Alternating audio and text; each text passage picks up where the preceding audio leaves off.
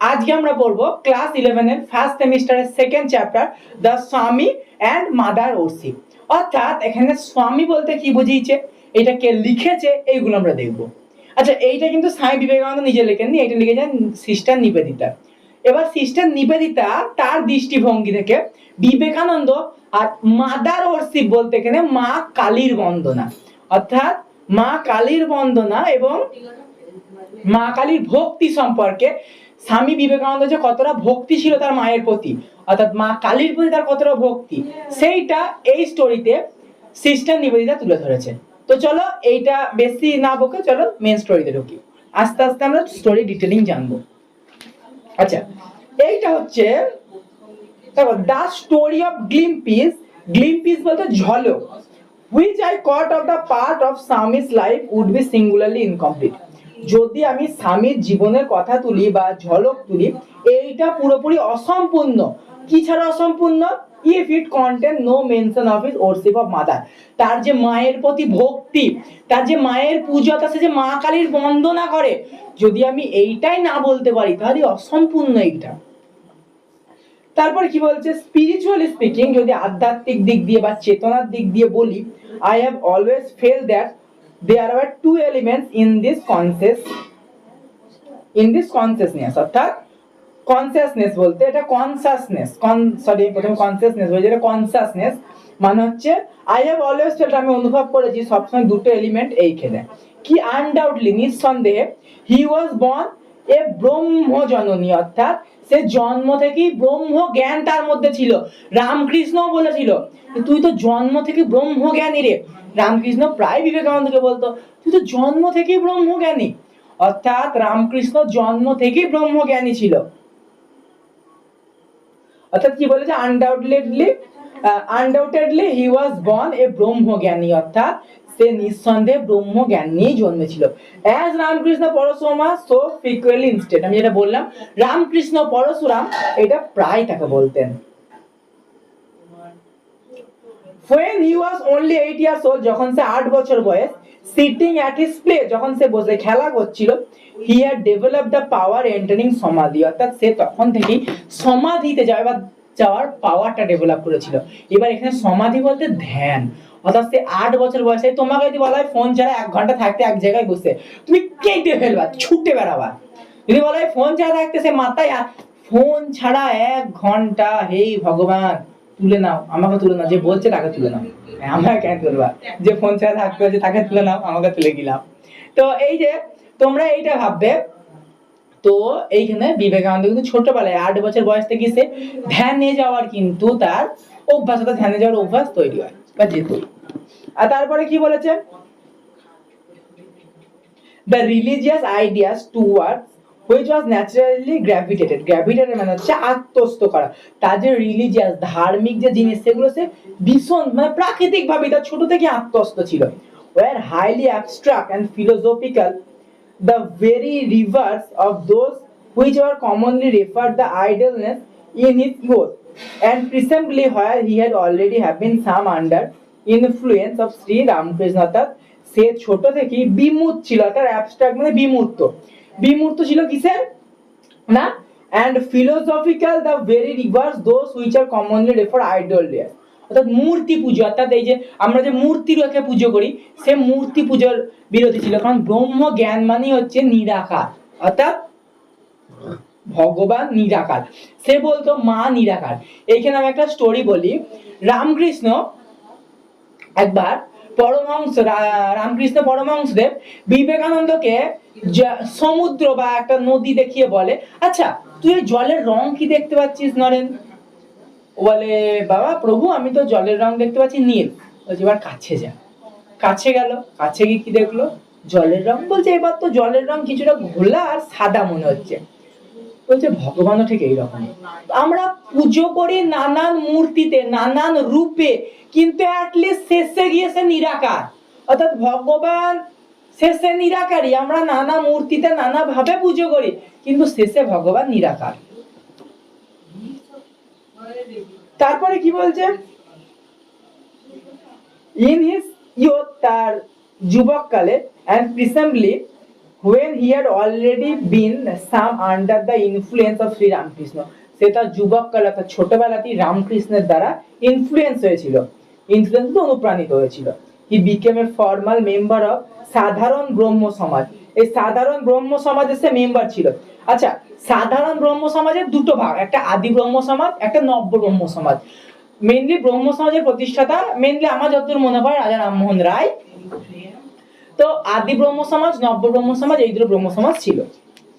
উনি এই ব্রহ্ম সমাজের সদস্য ছিলেন। ইন ইংল্যান্ড এন্ড আমেরিকায় he was never known to preach anything that dependent on a special form. Preach মানে প্রচার করা, অর্থাৎ সে যে ভগবানের কোন একটা নির্দিষ্ট ফর্ম আছে, নির্দিষ্ট আকার আছে, সেটা আমেরিকায় বা ইংল্যান্ডে সে প্রচার করেনি। দ্য রিয়েলাইজেশন অফ ব্রাহ্মণ অর্থাৎ ব্রহ্মের বোধ, ব্রাহ্মণ বলতে এখানে ব্রাহ্মণ বলতে ব্রহ্মের বোধ was his only imperative, তার একমাত্র উদ্দেশ্য ছিল। The অদ্বৈত philosophy is the only system of doctrine বলতে মতবাদ। The Vedas and Upanishads scripture, that is spiritual, that is scriptural authority, তার যেই ব্রহ্মবোধ, তার যে উপনিষদ, বেদ, এইগুলো থেকে তার ব্রহ্ম জ্ঞান আস্বাদন করা, তার ব্রহ্ম জ্ঞান নেওয়া, এইটা ছিল একমাত্র ইম্পারেটিভ, একমাত্র টার্গেট। তার অন্যান্য আর কোনো টার্গেট ছিল না। ওই যে মূর্তি পুজো করবো, মূর্তি পুজো নামে দাঙ্গা করবো, ফ্যাসাদ করবো, এইগুলো এখনকার যেগুলো আছে সেগুলো ছিল না। তার ব্রহ্মের কথা ব্রহ্ম নিরাকার, সে মেনলি বিশ্বাসীগত ব্রহ্ম নিরাকার বা ভগবান নিরাকার। এইবার আসি তারপরে অ্যান্ড এরপরে সাইড বাই সাইড, পাশাপাশি উইথ দিস, এর সঙ্গে ইট ইজ ট্রু, এটা ঠিক যে that the India the word of mother was forever on his lips. তার মুখে সবসময় মা, এই ভারতে মায়ের তার ছোট সময় লেগে থাকতো। মা তুই এটা করলি না রে, মা, মা কালী, এই যে মা, তার মুখে সবসময় মা কথা লেগে থাকতো। হি স্পোক অফ হার, সে তার দিকে বলতো as a deeply familiar household life, এমন ভাবে সে মা কালীকে বলতো ফ্যামিলি নিজের, তার কাছের কেউ একটা। he was constantly preoccupied with her, অর্থাৎ preoccupied মানে আচ্ছন্ন, সে আচ্ছন্ন হয়ে থাকছে মায়ের বিভোরে, অর্থাৎ মায়ের ইয়েতে দেখবে বিবেকানন্দ মায়ের ভোরে একটা আচ্ছন্ন হয়ে থাকতো, লাইক আদার চিলড্রেন, অন্যান্য বাচ্চাদের মতো। he was not always good, সে সবসময় ভালো ছিল না। something he would be naughty, সে বদমাইশি করতো, and rebellious, অর্থাৎ অন্যান্য ছেলে মেয়েরা যেমন মায়ের কাছে ইহারা সবসময় ভালো থাকে, অর্থাৎ ভগবান বা মা কালী বা মা আজার কাছে যাক সবসময় ভালো ছেলে থাকে, কিন্তু না সে মাঝে মধ্যে নটি, বদমাইশি করতো, রাগ অভিমান করতো মায়ের উপর। মা তোকে বললাম তুই করলি না রে, আমরা কি মা এটা করে দাও, করলে এটা দেবো, মা তোমাকে 10 টাকা 11 টাকা দিয়ে পুজো দেবো, মা তোমাকে 5 টাকা দিয়ে পুজো দেবো, মা মা পরীক্ষার বাইরে আগে মা, মা কালী আমাকে এই পরীক্ষাটা পাস করে দাও, মা তোমার মন্দিরে আমি 101 টাকা দিয়ে পুজো দেওয়া, তোমার আর জীবন হবে না, মা এই পরীক্ষাটা পাস করে দাও মা। এই যে এই ব্যাপারটা পরীক্ষার আগে তোমরা করো, এই জিনিসটা রামকৃষ্ণ বিবেকানন্দ কি করতো, অভিমান করতো। সে মেনলি এই কনসেপ্টে আনতো যে দিতে হবে কিছুই না, মা তো নিজের মা, মা কালী তার মায়ের মতো, সে অভিমান করতো। তারপরে কি বলছে, বাট অলওয়েজ টু হার, কিন্তু সবসময় তার কাছেই থাকতো। মায়ের সঙ্গে যতই অভিমান হোক, রাগ হোক, যা, কিন্তু সে মায়ের কাছে, তার মুখে মায়ের নামটা থাকতো। Never did attribute to any other, সে কোনোদিন কাউকে অ্যাট্রিবিউট করতো না the good of evil and evil, অর্থাৎ সেটা খারাপই হোক আর ভালোই হোক, সে কখনো কাউকে নিরাশ করতো। On a certain solemn occasion he entrusted, তারপরে কি আছে, on a certain solemn occasion he entrusted to disciple, entrusted বলতে ভার দেওয়া, ডিসিপ্লিন বলতে কোন একটা শিষ্যকে, prayer to her that own life had acted the very well charm, সে কোনো সময় তার শিষ্যকে বলতো তুই আজকে মায়ের গানটা কর, সে কোন শিষ্যকে বলে আমি না, তুই তো মায়ের গানটা কর দেখি। and mind মনে রাখো here added suddenly turning with most frightness upon the receiver, এবং সে মাঝে মধ্যে পেছন দিকে ঘুরে, অর্থাৎ সে শিষ্য যে তার গানটা করে তার দিকে ঘুরে সে চেঁচিয়ে উঠতো, make her listen to you when you say none of the crying mother remember, সে কি বলছে, সে বলতো কি গান, সে ঘুরে বলতো গান, অর্থাৎ সে ঘুরে রেগে গিয়ে একটা হিংস্র ভাব নিয়ে বলতো। make her listen to you, এটা তার কাছে মনে রাখার মতো। when say it, সে বলেছিল হার লিসেন টু, তার কাছে শুনতে পাওয়া যেত। when say it, সে বলতো none of that clinging to mother remember, তোমাকে শুধুমাত্র মায়ের কাছে কান্নাকাটি ক্লিঙ্কিং করলে হবে না, এভার নাও অ্যান্ড দেন মানে মাঝে মাঝে, সব সময় would break out with some fragment of description, তোমাকে দের ফ্র্যাগমেন্ট মানে হচ্ছে খণ্ড বা ভলিউম। তোমাকে হাজির হতে হবে, সে খণ্ড খণ্ড কিছু কথা বলতো, অর্থাৎ সে মাঝে মধ্যে কিছু কথা ভেঙে ভেঙে বলতো মা কালীকে নিয়ে, অল্প কোনো ছোট টুকু একটা অংশ বললো। সে মা কালীকে নিয়ে এবার কি বললো, the right hand rest in blessing. দেখো এইখানে একটা মা কালীর ছবি দিচ্ছি, যেখানে দেখো দ্য রাইট হ্যান্ড, তার ডান হাত আশীর্বাদ দিচ্ছে। কি বলছে, the right hand rest in blessing, তার ডান হাত দিচ্ছে আশীর্বাদ। And left hand holding a sword, এবং বাঁ হাতে আছে খড়গ, খাঁড়া বা তরোয়াল। হার ক্রুজ ব্লেসিং, তার অভিশাপী আশীর্বাদ। Would be the sudden exclamation, চিৎকার করে উঠতো, that ended the long river, অর্থাৎ এই যে এতক্ষণ বিবাদছন্ন সে ছিল, সে চিৎকার করে উঠতো। আর বিকামিং ফেল লিরিক, মানে বিকামিং বলতে পরিণত হওয়া, ইন দ্য ইন্টেন্সিটি মানে তীব্রতা অফ হিজ ফিলিংস, তার ফিলিংটা যে মনোভাবের তীব্রতাটা সে বোঝাতো। ডিপ অফ দ্য হার্ট, তার মনের ভেতর থেকে, অফ হার্ট তার হৃদয়ের ভেতর থেকে, অফ হার ওন তার নিজের, ফ্লাশেস দ্য ব্লাড, যেভাবে রক্ত বেরিয়ে আসতো, রেড নাইফ অফ কালী, অর্থাৎ মা কালীর না তরোয়ালে যদি দেখো ছবিতে রক্ত দেখো, ওই রক্তের মতো। ওর সিপার্স ভক্তরা, অফ দ্য মাদার মায়ের। আচ্ছা, এইখানে প্রথম হার্ট বলতে হৃদয়, আর দ্বিতীয় হার্ট বলতে ভেতরে, অর্থাৎ হৃদয়ের ভিতর থেকে। আর দে কি বলছে, mother are they from their birth in her incarnation of God, অর্থাৎ সে বলছে আমার মায়ের রূপই তো খড়গধারিণী রে। আমরা আমাদের জন্ম থেকেই তো বলা হতো যে মায়ের, মা কালীর রূপ কি, মা খড়গধারী, মায়ের রূপটা ভয়ঙ্করী একটা রূপ, আমরা মেনলি এটাই আমাদের বলা হচ্ছে। কিন্তু উনি কি বলতেন, না, মায়ের এই ভয়ঙ্করী রূপই তো ভালোবাসা রে। উনি এর আগের লাইন বলে যে হার ক্রুজ ইজ ব্লেসিং, তার অভিশাপিত আশীর্বাদ। সে বলতো এই মায়ের এই রূপটাই তো ভালোবাসা।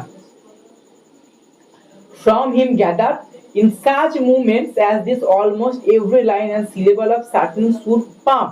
আচ্ছা, এইটা এর উচ্চারণ হচ্ছে শ্যাম, সার্টিন সর্ট অফ, এটা প্লাসলাম বা প্যাসলাম কিছু না, শ্যাম।